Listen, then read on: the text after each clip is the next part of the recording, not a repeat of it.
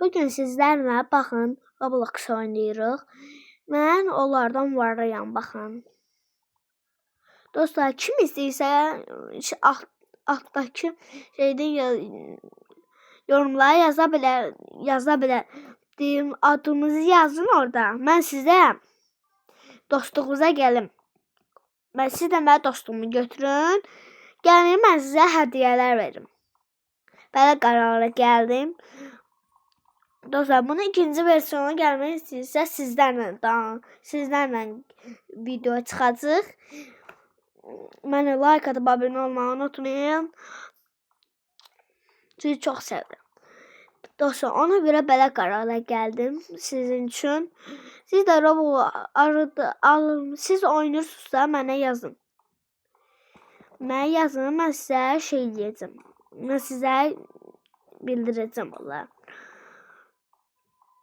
Dostlar, kanalıma xoş gələnlər xoş gəlsin, can xoş gəlsin.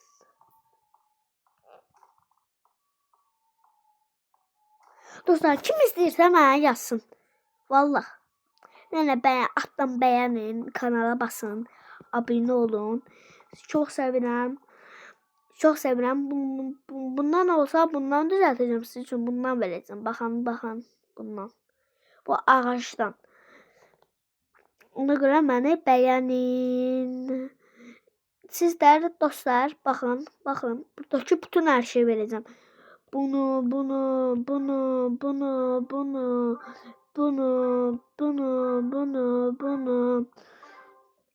Dostlar, hədiyyə gəl. Çox görək, nə yazılacaq? Bunu verəcəm. Bunu verəcəm. Bunu verəcəm. Yenə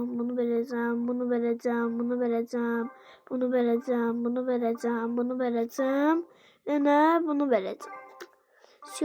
Bir dənə də bunları sizlərə verəcəm. İndi bunu bir dənə də.